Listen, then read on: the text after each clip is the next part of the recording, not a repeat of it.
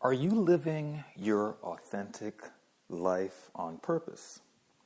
I'm Jason Hodge, and today I'm throwing out another podcast slash video slash content for you, and a little for me also. I'll be right back after this. Okay, so we're talking about purpose, living life on purpose and all of that. And something occurred to me. I was sitting here and I was watching this really cool hangout from Scott Sonnen, and he was talking about his life, his early childhood. He said the earliest thing that he could remember as a 3-year-old was being in the next room watching TV as trying to act like his mom was not getting the tar beaten out of her. He lived in an abusive household, and he would later end up being abused himself, not only by his father, physical beatings and all of that, but by his teachers as well. And in the midst of all of that, through the anger, through all of the pain, and he realized that whereas the teachers were labeling him as, unintelligent, stupid, retarded, you name it, a troublemaker, difficult, all these labels, his mom, she didn't believe any of that. And she said, no, he's not any of these things. And so she took him to find out better what his learning style was. Now, why am I talking about all of this? Well, I'll tell you, I was on Facebook, and one of my friends and business partners, really very cool lady, Stephanie Arcady, she posted a lot of inspirational things. Well, she posted this video to her timeline about her daughter and being in the drum line and, kind of being rejected in a sense, even though she made it on, and not understanding how to read music, but she can play by ear, and she could hear it and then goes home and practices and gets the things, right? Well, it reminded me of the video that I saw. First, it was a TED Talk that I saw with Scott Sonnen, and it was such an inspiring talk that he did, because I remember aspects of that growing up, because, I learned different as well. And, coming up, my teachers, well, one in particular, really had an axe to grind. And she, well, for one, when all of my friends and everybody else graduated or moved on to the next grade, this was back in 2nd grade, I was not called to move into the next grade. And I remember the sheer embarrassment. I was mortified, and I thought I was going to get in trouble. Now, not that I had any indication that I would be in trouble, but it was just, I just thought that the fact that I didn't move on to the next grade, it was something that I did wrong.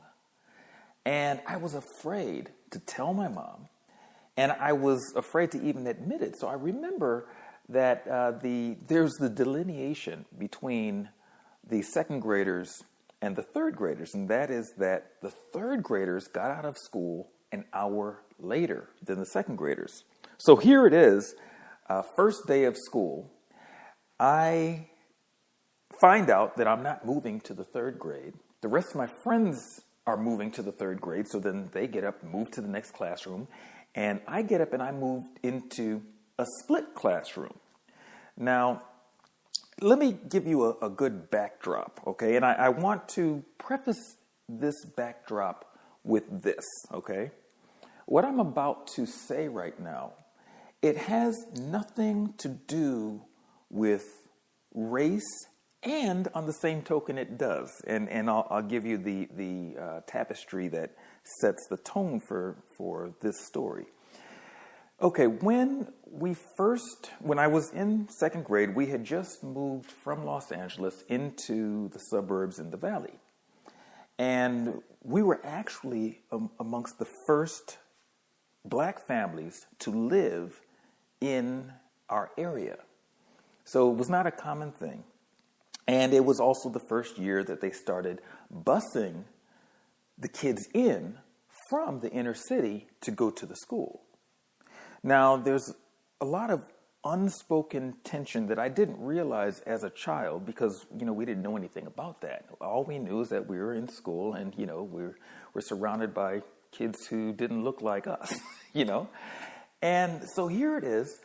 We're in the school, and I remember that now, granted, all of this took place prior to the being held back in school, and so the reason why we were out in the valley in the first place, that's a whole other story, and it'll be in another podcast or video, I'm sure, that I'll talk about that.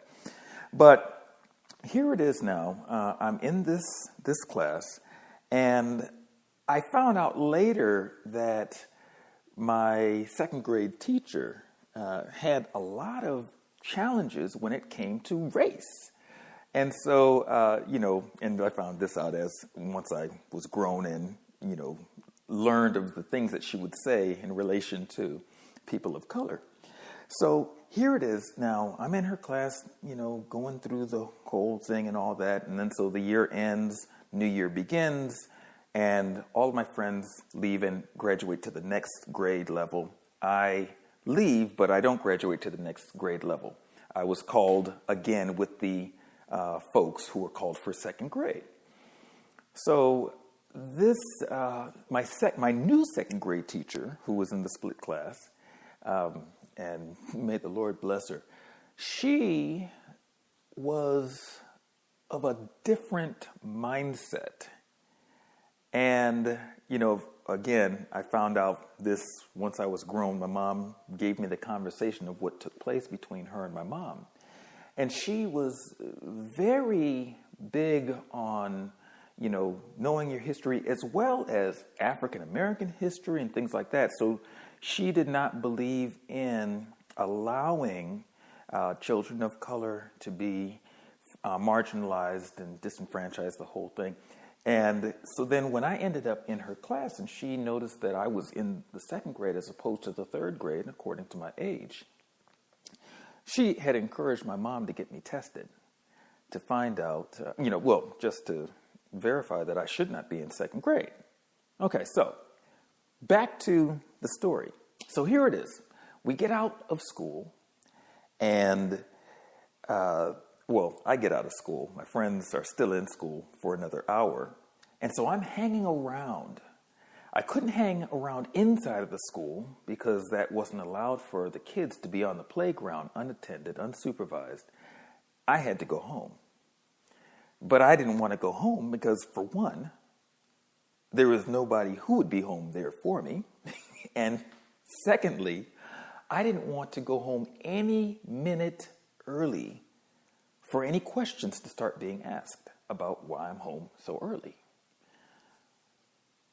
So I'm back and forth on the hill, and once the school bell rang for the third graders and fourth and fifth and sixth graders, because at the time elementary also had sixth graders, I waited until not the first group of kids passed me, but the second group, and then I just kind of tucked into the second group of kids walking up the hill to go to their respective houses. I turn the corner, finally get to my house. My sister, she gets home as well because we were going to the same school at the time. And I'm thinking, okay, got that out of the way. Now, if I could just make it through the rest of the school year without anybody ever noticing that I get out early and get home early, I guess I'll just have to kind of devise a plan to always hang around until the rest of the third through sixth graders get out, and then I'll just kind of slip in to the house. Well, first thing out of my mom's mouth, we get in and she says, "Oh, hey, how was school?" And this, that, and the other. She's talking to me and my sister. And then next thing she says to me, "So, what grade are you in?" And I'm like, oh, like, how could you ask me that? Because we couldn't lie to mom, right? And I don't even think that she meant to ask the question, "What grade are you in?" because I want I want to know what grade you're in. Of course, she knew I was in third grade, but I think it was one of those things like, she wanted me to just proudly say, oh, I'm in third grade now, Mom. And my response to that was, I broke out crying, and I said, I'm in second grade. And she's like, oh, well, like, what's wrong? Second grade? So I'm thinking now that I'm going to get in trouble because I must have done something wrong to still be in second grade. Well, my mom, not surprised me. I didn't know what her reaction was going to be. I had my own internal stuff going on around being left back in second grade. So now my mom, she was like, she consoled me and all of that and, got me calm. And I think I went to eat some cereal or something. We're the kind of family that would eat cereal pretty much any time of the day. Breakfast is like the favorite meal. So now she goes down to the school to find out, okay, what's going on here? And so my teacher at the time, Miss Wormley, love her, she told my mom, you need to get him tested. So my mom arranges to get me tested, right? And so then, of course, they just assumed that I was going to fail. This particular teacher who had me left back, along with the other teachers and the staff, except for this African-American teacher. Well, not only did I ace the test, passed it with flying colors, but I tested 2 or 3 grades above where I was supposed to be based on my age. And so they said, well, that's too many grades ahead, so he'll just move on to the next grade, which was third grade. So they put me in the third grade. And so that was that. So now I didn't even plan on talking about that story actually in this broadcast today.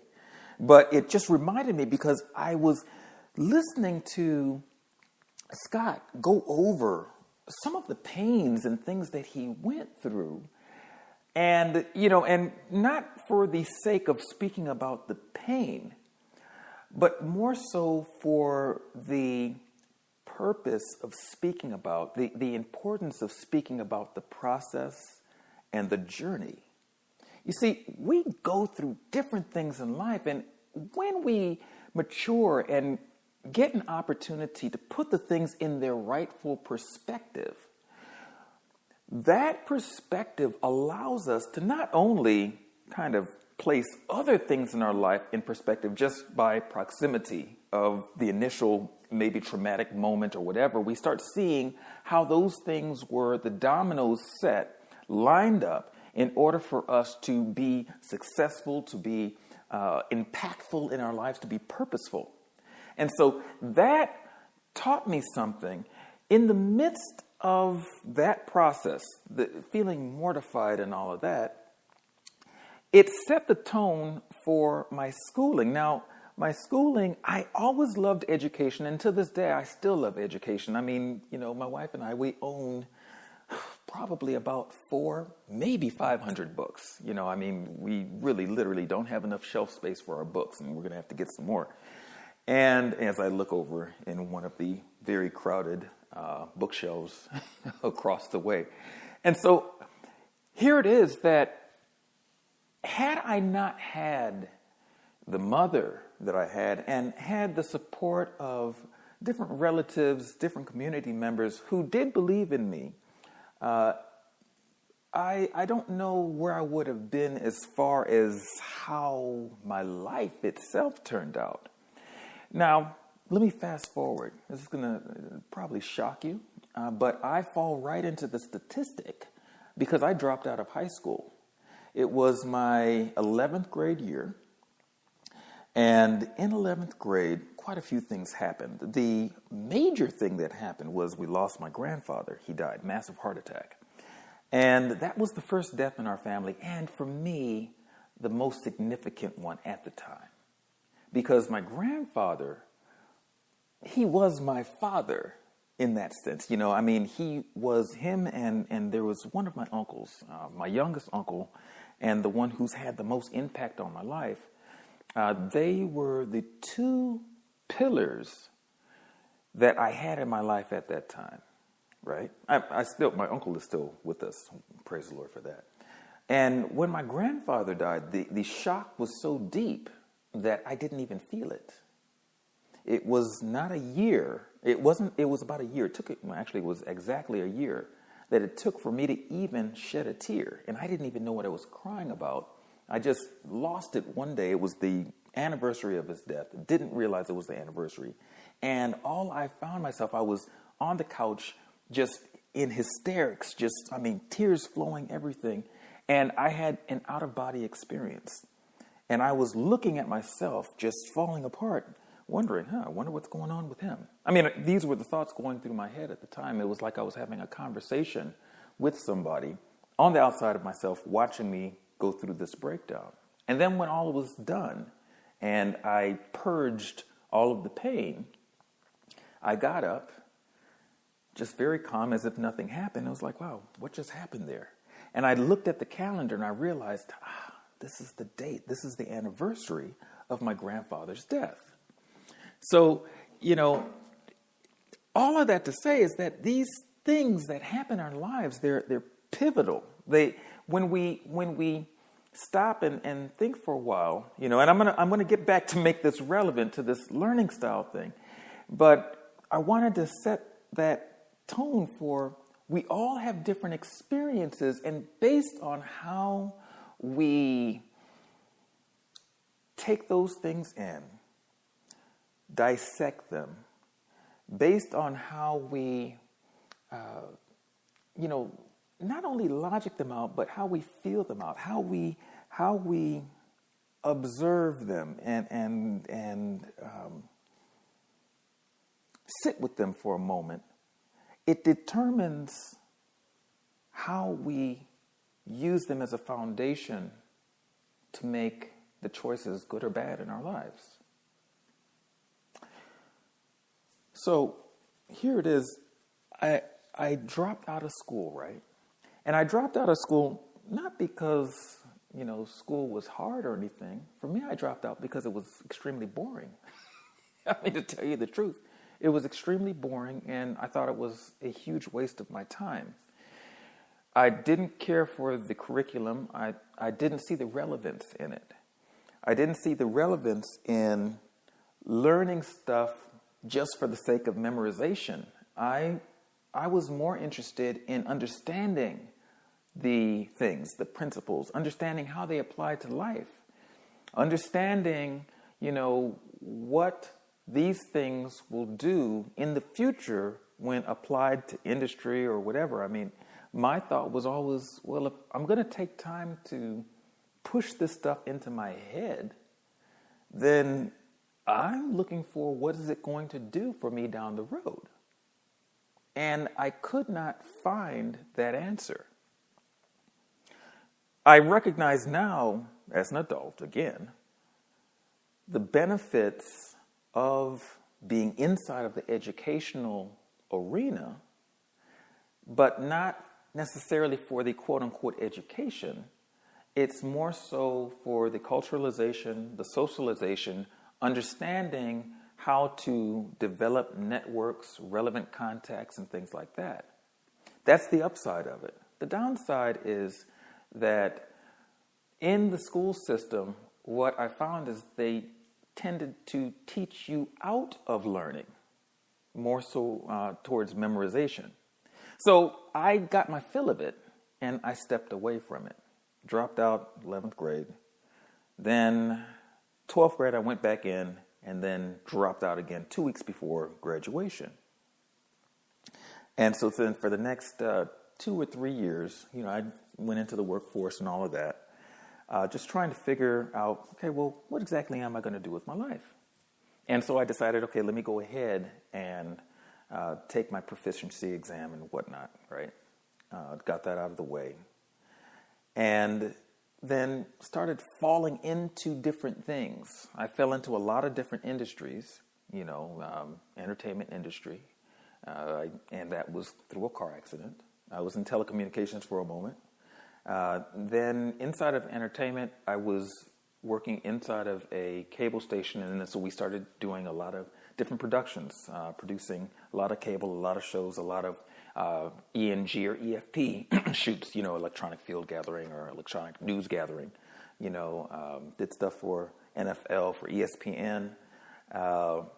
And I found that there was something in that I just thoroughly enjoyed. And in the midst of that, I realized that something about it was a part of my purpose. Didn't really know what it was then, but I realized now it's a platform to share stories and to share stories that transform.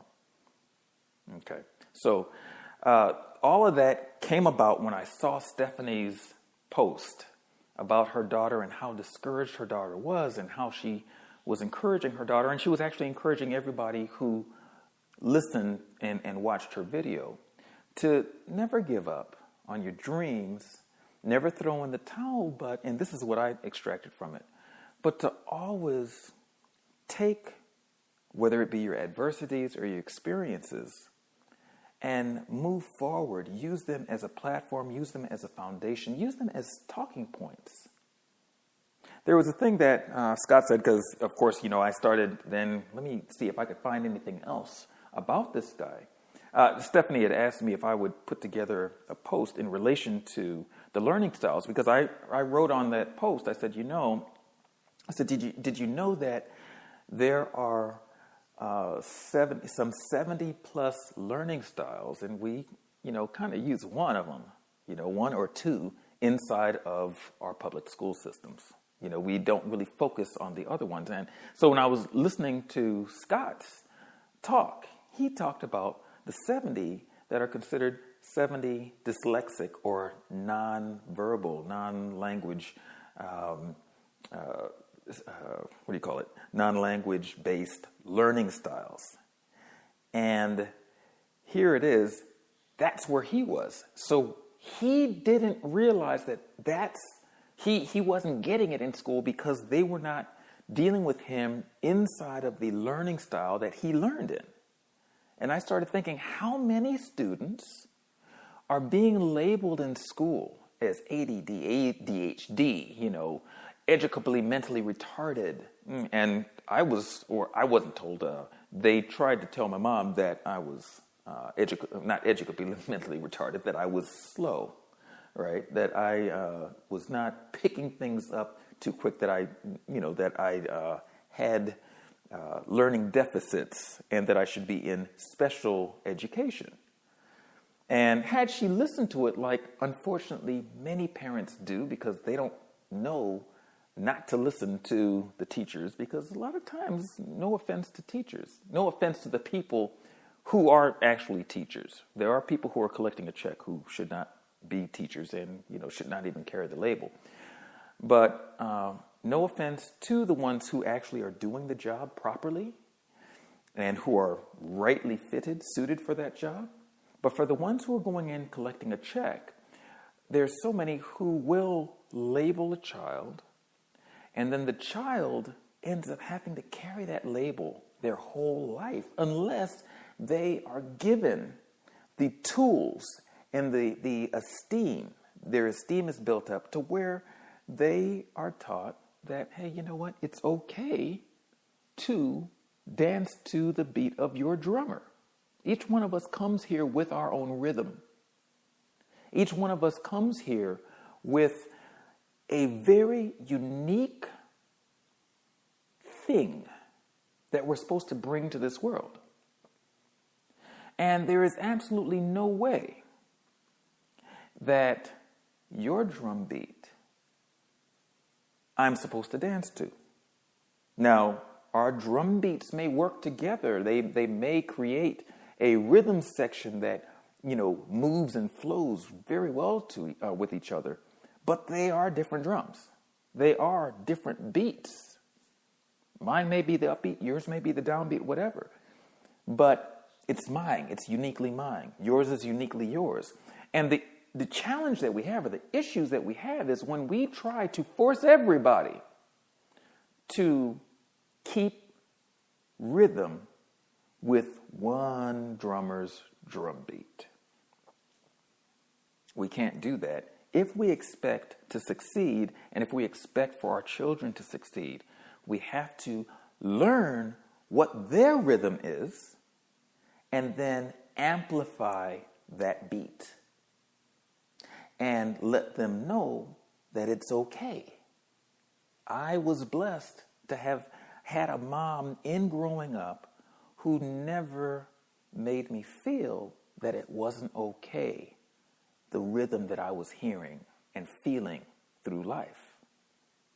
So I've got 3 things that I want to leave you with. One of them is, and this is about the whole living on authentic purpose. Never be afraid to ask questions and to explore your reality. You know, when we were created, the Creator, you know, Yahweh, He has a way and the capacity to deal with our growing pains. Okay? So many times we deal with the growth, the development from a right and wrong standpoint, as opposed to this is a part of the phase that you will go through as you learn to walk. Watch your children. If you have children, watch them when they're learning new things. Watch them when they're learning to keep balance when they start walking. I've got 3 young kids. One of them just started walking.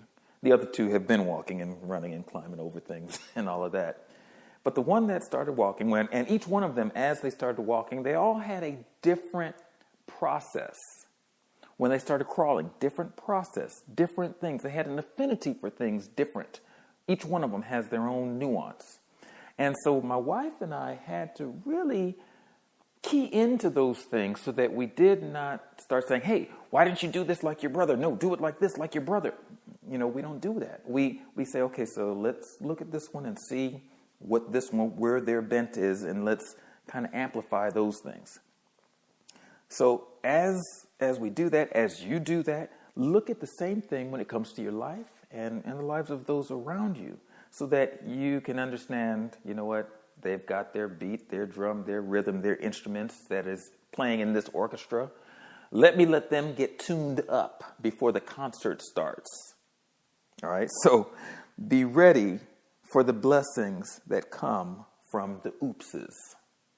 Okay, the oopses have a lot of blessings in them, because when you sit back and reflect on the oopses, then you learn a whole bunch of stuff. Scott said something that I thought, and it just kind of triggered this whole thing. I was like, okay, I got to make a podcast real quick, and hopefully I can keep it fairly short-winded. I don't think I've succeeded because I'm still talking. But here it is. He made this statement in relation to failure. And he said, and I'm not going to do a direct quote because I can't remember it verbatim, but this is what I gathered from it. And you can find this if you pop on over to my blog. I'll put a link after I finish this broadcast. I'll put a link in there. So you can go to bit.ly/2 quotes, bit.ly/2 quotes, and then I'll plug in the link to his particular talk inside of my blog. I'll point it over to him in my blog, and then you'll be able to see what I'm talking about. And I'll also put a little note in there as to what time, at what time he said that. I think it's like around the halfway mark or something. But when he said that, that inside of the schools, they should actually plan or create successful failures. And a light bulb moment went off in my head. You see, we do tend to focus so much on getting things right in school, in life, in this society, that we discount the process to getting the things right. We discount the growing pains of learning beyond proficiency, of how to manufacture success, because we slam those with the failure. Oh, you failed at this, and it's a negative. We look at it as a negative as opposed to, oh, this is just your weight in life. You are lifting these weights. We tell our kids,